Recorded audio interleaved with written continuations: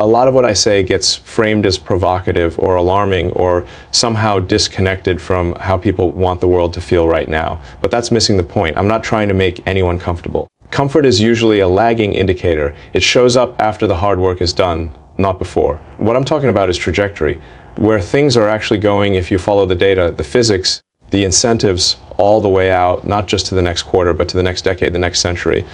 And when you do that honestly, the conclusions aren't always soothing. They force trade-offs. They force urgency. They force people to confront the fact that some of our assumptions are outdated. Most people want the future to arrive gently. They want it to look like an upgrade to the present, not a disruption of it, but that's rarely how real change works. Big transitions feel threatening before they feel inevitable. Electricity did. The internet did. Spaceflight still does. The problem isn't that the ideas are too extreme, it's that they're too early. When you talk about exponential systems, whether it's technology, energy, or civilization scale risk, the math doesn't care about social readiness. Reality doesn't slow down to match our emotional processing speed. If you wait until everyone is comfortable, you're already behind. So when people say they're not ready for what I'm saying, I believe them. But readiness isn't the prerequisite for truth. It's the result of facing it long enough to adapt. I'm not speaking to calm people down. I'm speaking to make sure we're still standing later. There's a pattern you start to recognize if you spend enough time pushing at the edge of what's possible. The ideas that matter most almost always sound ridiculous at first. Not just wrong, laughable. People don't argue them seriously. They dismiss them with jokes, headlines, or certainty that they could never work. That's not because the ideas are flawed. It's because they don't fit inside the current mental model. They force people to question assumptions that feel permanent. And when that happens, the instinct isn't curiosity, it's rejection. Think about it. Reusable rockets were impossible. Electric cars were toys. The internet was a novelty. Every one of those ideas was treated as extreme until it quietly became obvious. Not because public opinion shifted overnight, but because reality kept applying pressure until denial stopped working. What gets misunderstood is the timing. People judge new ideas using today's constraints, not tomorrow's trajectories. They look at early versions and assume that's the ceiling instead of the floor. But progress isn't linear, it compounds. And when it does, yesterday's absurd becomes today's baseline faster than anyone expects. That gap, the space between when something is first said and when it's finally accepted, is where the discomfort lies. It's also where most of the resistance comes from. Not from evidence, but from unfamiliarity. From the fact that accepting the idea would require change, and change has a cost. So when something sounds extreme, I don't ask whether it feels right.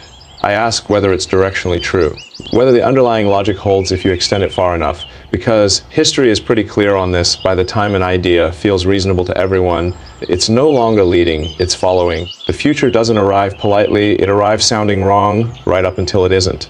A lot of people focus on how the message is delivered instead of what it's actually saying. They hear something blunt, unpolished, or uncomfortable, and they stop there. Tone becomes the filter. If it doesn't sound reassuring, collaborative, or familiar, they assume the intention must be flawed. But directness isn't cruelty. It's efficiency. When the stakes are high, clarity matters more than elegance. I don't spend much time softening ideas so they land easily, because reality doesn't do that for us. Physics doesn't care if you phrase something nicely. Deadlines don't respond to diplomacy. And existential risks don't wait for consensus language. What gets missed is that blunt delivery often comes from respect for the listener's intelligence. It assumes people can handle the truth without it being wrapped in comfort. It assumes urgency is warranted. And sometimes urgency is the most responsible tone available. People also confuse discomfort with malice. If an idea makes you uneasy, the reflex is to question the person saying it instead of the idea itself. Was it said kindly enough? Was it framed the right way? Those questions can matter, but they shouldn't replace engaging with the substance.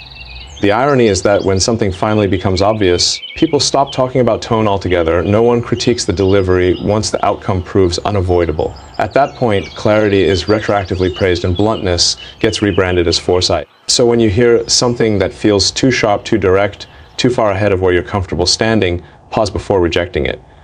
Ask whether the message is challenging your assumptions or just your preferences. Because sometimes the most caring thing you can do is say the hard thing before it's too late. A lot of the pushback assumes this is about ambition or ego, or trying to win some cultural argument. It's not. The conversation I'm trying to have is much less glamorous and much more serious. It's about survival long term. At scale, when you zoom out far enough, status stops mattering, titles don't help you solve energy constraints, popularity doesn't protect you from systemic risk.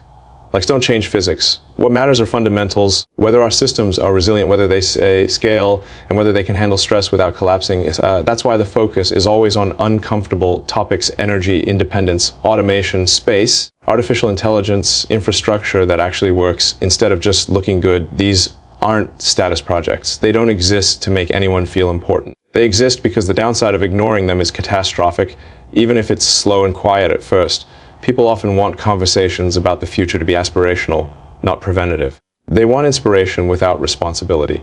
But prevention doesn't sound exciting, it sounds inconvenient. It asks you to think past your own lifetime, past election cycles, past what feels immediately rewarding. The irony is that the more you care about humanity, the less sentimental the conversation becomes. You start asking questions that don't have comforting answers. What happens if we're wrong? What happens if we wait? What happens if we optimize for today and mortgage tomorrow? This isn't about winning a debate or being admired for vision. It's about making sure the floor doesn't give out under us while we're distracted by surface-level success. I'm not trying to elevate anyone's status. I'm trying to lower the risk of us not making it at all. There's a gap that keeps widening, and most people don't notice it until it's too late. Reality is moving fast, exponentially fast. Technology compounds, systems interconnect. Small delays turn into massive consequences. But human readiness is linear, cultural acceptance is slow, institutions are slower. By the time everyone agrees something matters, the problem has usually matured past the point where easy solutions exist. That's the dangerous part. People assume readiness is a requirement for action. It isn't. It's a lagging response. Reality doesn't wait for comfort, and it doesn't pause while we debate tone intent or whether something feels too disruptive. If the physics say something is happening, it's happening regardless of whether we've emotionally caught up. You see this pattern everywhere. Early warnings get dismissed as alarmism. Then they get softened into polite discussions. Then suddenly there are emergencies, and people act surprised as if the signals weren't there the whole time. They were there, we just didn't like what they implied. What worries me isn't disagreement, it's delay. Disagreement means people are thinking. Delay means they're deferring responsibility to some undefined future moment when everything will feel clearer. But clarity usually arrives with consequences attached. By the time society feels ready, the window for elegant solutions is often gone. What's left are expensive reactive fixes instead of deliberate, strategic ones. That's the cost of waiting for consensus in a world that doesn't slow down.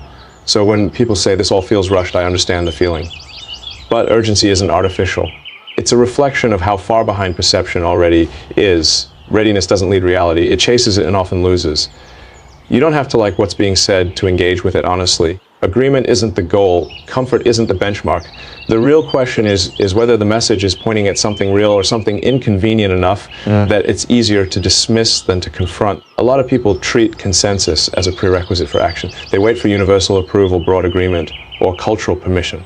But progress has never worked that way. By the time everyone agrees, the decision has already been made by reality itself. At that point, you're not choosing, you're reacting. Discomfort is often interpreted as a signal that something is wrong with the idea.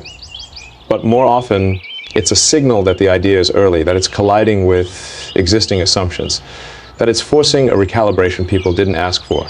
None of that makes it false. I'm not asking anyone to trust me. I'm asking them to engage with the logic, to follow forward, to stress test it. If it breaks, discard it.